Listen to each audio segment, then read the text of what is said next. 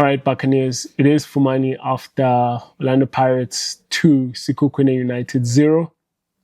And I think one of the most impressive things about this game, in game 2 out of 3 of the same opponents, Sekhukhune United, I think one of the impressive things is that I did come into this game thinking that it might be maybe a little bit challenging in that maybe Sekhukhune United are going to have a little bit of Orlando Pirates figured out. Just coming off of that previous game against them, I did think that maybe Sekhukhune United will have a plan up their sleeves to frustrate Orlando Pirates. But Pirates have gotten the job done, especially if you think about yesterday when Pirates announced the departure of one of the key men in the squad, Patrick Maswanganyi. You do think maybe these kind of things will dampen the mood a little bit inside of the sort of the squad and the team. But I think great response by the team, great response by the fans as well. I certainly thought that maybe, being at the stadium, we're going to hear a lot of Tito chants. One thing that was a nice touch before I get into the game, just quickly to pass this point so that I don't spend any more time speaking about it. Something that was a nice touch at the stadium was just seeing that large banner that says, "Thank you, Patrick Tito Maswanganyi." I think, Orlando Pirates is synonymous with amazing fans. So whatever you think amazing fans means, Orlando Pirates means the same thing. Those two things are the exact same things. And I think we've got amazing fans who made time today before the game started to go and print a large banner that says, "Thank you so much, Patrick Maswanganyi." And such is the Buccaneers that go to Orlando Stadium, and kudos to them. To get into the game, I think a couple of things for me to dissect, especially in terms of what we learned in this game. And it's always going to be hard to learn something new after playing against the same opposition. But I do think there were a couple of things, especially considering that in this game we're playing at home, and there was a little bit again of a squad reshuffle. Notable appearances of Sibangani Zulu in the place of Nkosinathi Sibisi, and then Boitumelo Radiopane in the place of the much favored Yanele Mbuthuma up front. And so those two, I think, as soon as kind of the lineups come out, those are the names that stick out in the team sheet, as well as maybe the name of Buhlalingwatu, I beg your pardon, Buhlalingwatu in the substitutes, and Matume Mulai. I think those are some of the things that, you look at the team sheets and you go, oh, okay, interesting there. And I think in the way of Sekhukhune United, for me, definitely Tato Kiba in the starting 11. Still notable misses of Vuyo Letlapa at left back. And seeing the name of Kazim at left back, I thought, that's where the money of Orlando Pirates is, but I'll get to that in a moment. And then I'm trying to remember what else I thought as soon as I saw that Sekhukhune United lineup, but not too much in the way of surprises, in the way that they lined up in their usual 4-4-1-1 or 4-4-2. Today, I think they were playing with Mujela as the second striker, and then on the left wing, they were playing with Ramabu, and then on the right wing, I think they were playing with Rammala, and then up front, obviously, Brighton Ndlovu. I think that was where, obviously, the threat of Sekhukhune United was going to come from. Just from seeing the team sheet and watching the game, that's where I thought those four players up front, Ramabu, Rammala, Mujela, and Brighton Ndlovu. And then obviously at the center of midfield, I do think that they've got a very good player for them in Spesihle Mkhize. And then today was playing in midfield with Tato Kiba. So kind of that lineup in Sekhukhune United's way, I think they were the names that for me I'm looking at and I'm thinking, okay, if Pirates are going to face any kind of threat, it's going to be these guys. But in the contrary, at left back, I mean, when I did a video last time, a review of Orlando Pirates versus Kukune United in the MTN 8, something that I did mention was that in the previous game, I thought Orlando Pirates could have had more joy, but they did have some joy in the fullback positions of Kukune. I thought they were the weakest point. In the previous game, it was Nico Mobi and Kazim at right back and left back, respectively. And in this game, when I saw Kazim's name at left back, I thought, there's our guy. That's the guy who's going to give us money, Orlando Pirates. I think his counterpart, just getting into the game a little bit, his counterpart, Daniel Msendami, I was quite disappointed in. I think the few times that I saw Kamkhele Sbilibili being the one trying to take on Kazim, Pirates were getting a lot of joy. There were a lot of inroads on that side. Sbilibili was able to get past Kazim on that side. And maybe just quickly on Sbilibili, also impressive from him because on the other end, when he had to defend Ramabu and the likes of Mujela, I beg your pardon, Mujela, trying to, catch Sibelebele, having gone up, because the way that Pirates plays with a lot of risk and the fullbacks taking up high positions on the pitch, it's always going to be threatening on the turnover, that the defenders are going to have to defend those sides. And I thought Siema was fantastic in that regard. But Sbilibele as well, in terms of recovery, getting back, and I've always got a criticism ready for him because I think he's always late, to recover, because he's asked obviously to contribute going forward. But I think he's always late, just coming back and defending his winger. But I think today he did it with aplomb. His recovery pace reminded me something of like Dino van Rooyen, actually. Someone who you think, oh no, the opposition is in on goal, and then Dino van Rooyen just kind of pops up and mops up. I thought Sbilibili was doing well in that regard. But a lot of help from Siema, the right centre-back, who I think also defended with aplomb. And I think in the case of Siema and Sibangani Zulu, just to kind of speak about them together. Obviously with Siema, we know a lot about him, what to expect. I think the biggest thing with Siema, especially in his defending, I beg your pardon, is anticipation is the biggest attribute that I think helps Siema. He knows the situation before it happens. He sees it coming and he stops it. He's always like intercepting and blocking something. Before someone tries to do anything, Siema's already there, just cleaning up. And I think it's his anticipation and reading of the game that serves him very well. And I think playing on the side of Sbilibili, having to mop up that side and defend just a lot of space that Sbilibili vacates, Siema does it fantastically. He really does it fantastically. And I think he's playing with the form of a defender of the season. There's just a swagger and a dominance that Siema just oozes like on the pitch, that you think he's indestructible. You're not going to get past him. You're not going to do anything against him. He's going to win it. And then he's going to get the ball, and then he's going to play a brilliant pass sometimes. Or, he's just going to play a simple pass, and then the stadium is going to cheer, fantastic in that regard. I thought Pirates, in general, started a little bit slow. Something that I think the team was begging for, the game was begging for, was, say, a playmaker or a couple of playmakers. And I think something that was interesting for me to observe was the switch in position of Ozonapolis and Masilela. Masilela going out to the left wing and Ozonapolis playing as the number 10. I thought that was an interesting observation for me. I think because when the game started, Masilela definitely was playing more central.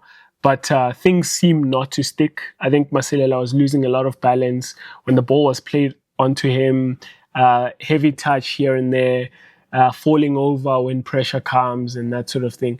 And then as soon as they switched Ozonapolis and Siema, I thought Pirates had more about them in terms of especially coming through the center. Ozonapolis didn't have the best game. I know he scored, but I didn't think he had the best game in terms of just threat. But I can't fault Apollos for trying. And trying what I think Pirates need every time is someone who's going to get the ball and try and penetrate centrally. Try and find spaces centrally try and combine with people. But I think, unfortunately for Ozonapolis, and obviously, in hindsight, Boitumelo Radiopane had a good game. He provides an assist and he scores the opening goal for Orlando Pirates. However, I did think that Daniel Cardoso had a lot of ease dealing with Boitumelo Radiopane in that game. I think Radiopane just playing at walking pace makes it a little bit easy for defenders. And I think that's the biggest criticism that I always have for him, is that I think it always seems like he can give a little bit more. But obviously today it's going to be hard to kind of sit and criticize him and have people sort of agree, because it's like, what do you mean? Like, he scored, and he scored a brilliant goal. I love his goal. I love his assist more for the goal of Ozonapolis. But I did think that Daniel Cardoso, for the most part, had a very easy time dealing with someone like Boitumelo Radiopane, as opposed to, say, if he had to deal with Mbutuma. Well, I think Mbutuma would drag him all over the place, and Mbutuma would hustle and hurry Matsimi and Cardoso. But I think Cardoso and Matsimi had it easy. And the point that I wanted to make is that I really think everything that was ahead of Apolis was just underwhelming, to be quite frank. I think Masilela on the left was quite redundant, because if Masilela is going to be moved out there, then I'd much rather get someone who's going to give us a different threat there. But Masilela was on the left, Ozonapolis playing as a 10, and then Boitumelo Radiopane up front, Daniel Msename on the right. And I think when Apolis kind of turned and looked that way and was trying to feed the ball into someone, maybe hoping for a return, and I think the quality that was ahead of him was quite underwhelming. I really think so. I think we lacked a bit of quality.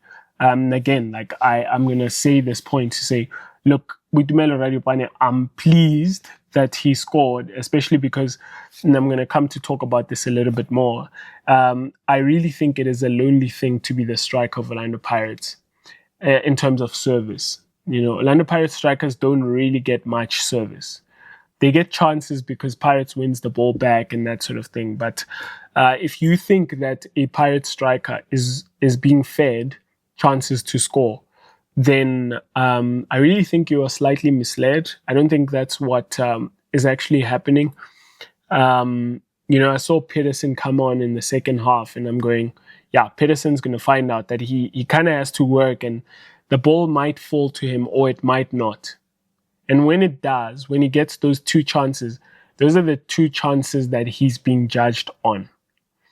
And I'm saying that to say that because Radiopane, those chances that he got are the very chances that he turned into a difference for Orlando Pirates. Firstly, in scoring something that seemed like, oh, maybe it's, I don't know, you guys tell me if you watched it from TV. From where I sat, looked like a little bit of a tight angle. I think the way that he shoots that ball into the far corner was quite impressive. Radiopane is something that you always think that Radiopane has that kind of thing in him, like that little bit of genius and quality, as opposed to Mbutuma. But obviously, like, the point is to show that quality.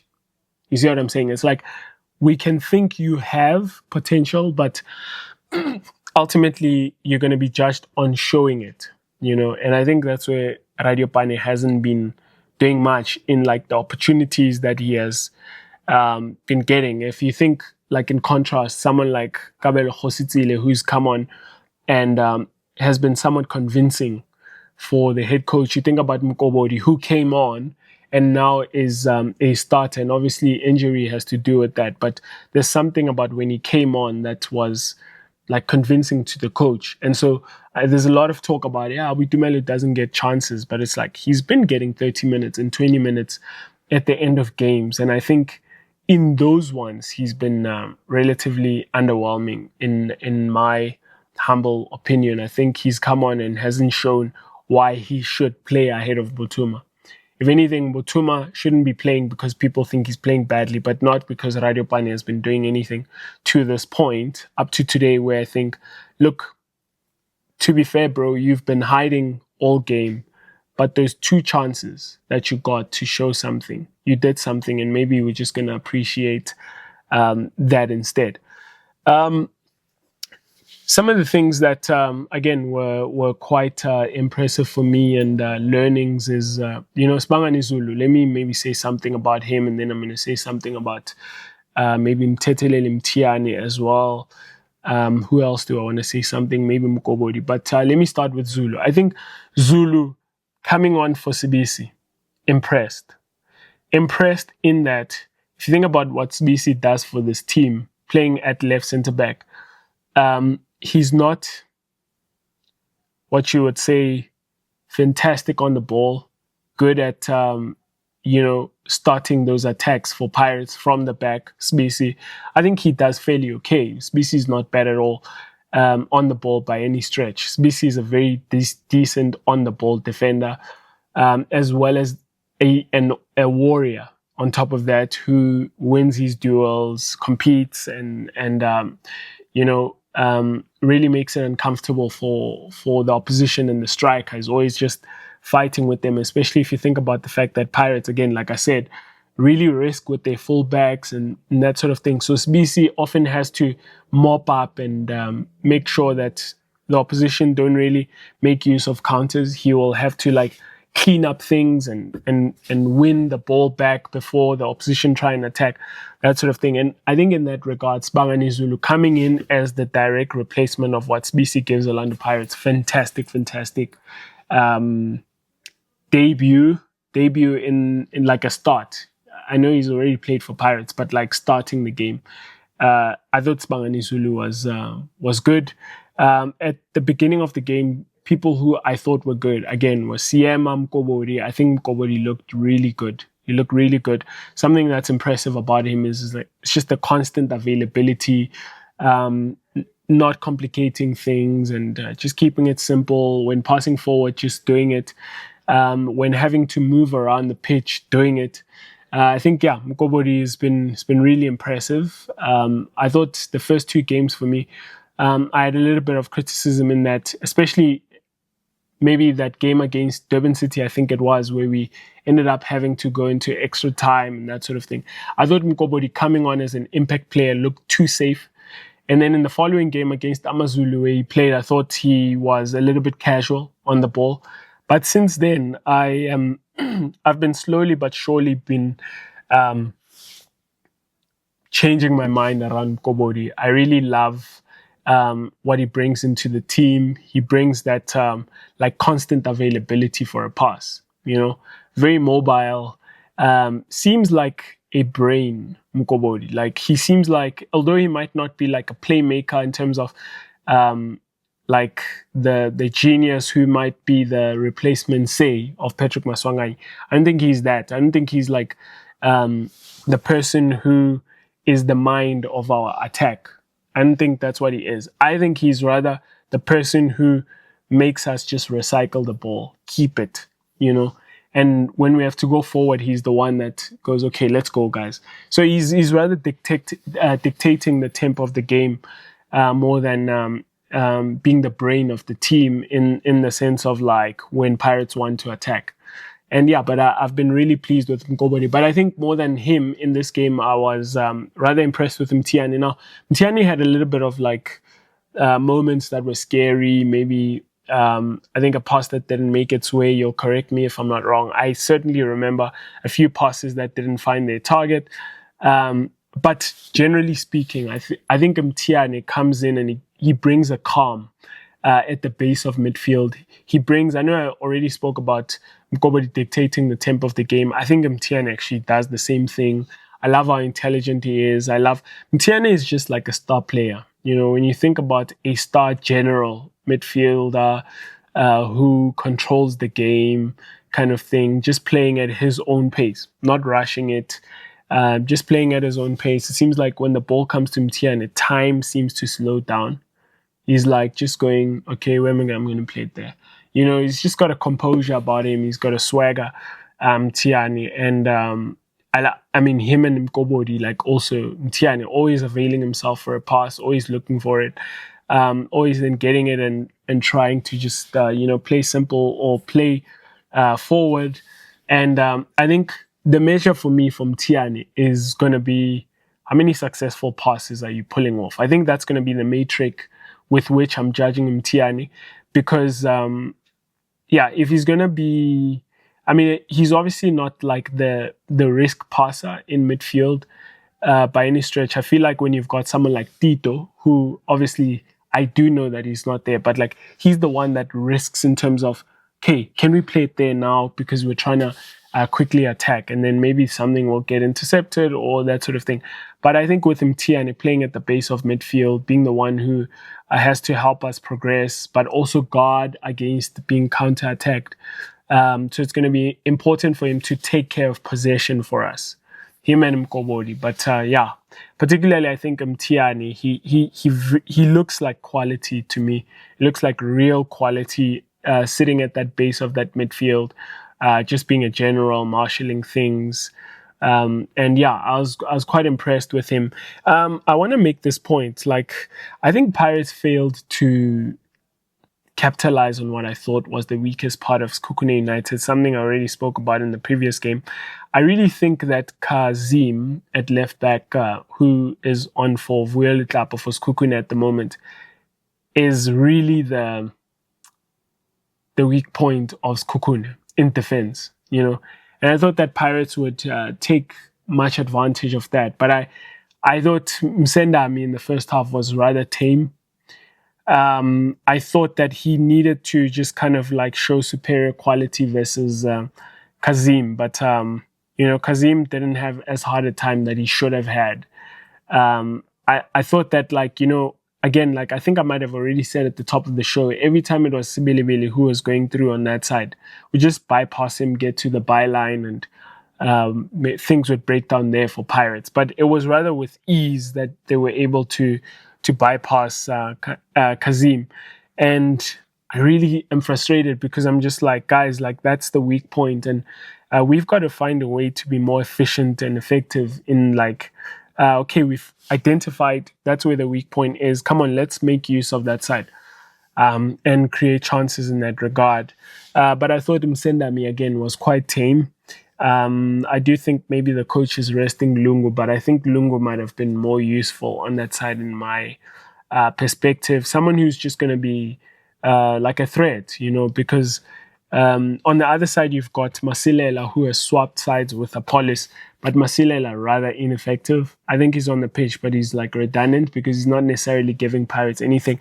Maybe let me say something quickly about Masilela. The criticism that is usually leveled at people like myself, who will point it out that Masilela is not necessarily giving a notable contribution to this Pirate side at the moment, is that people will often say, hey, but Masilela is still a youngster and that kind of thing. And my rebuttal to that is that, okay, cool, you are admitting something by saying he's a youngster.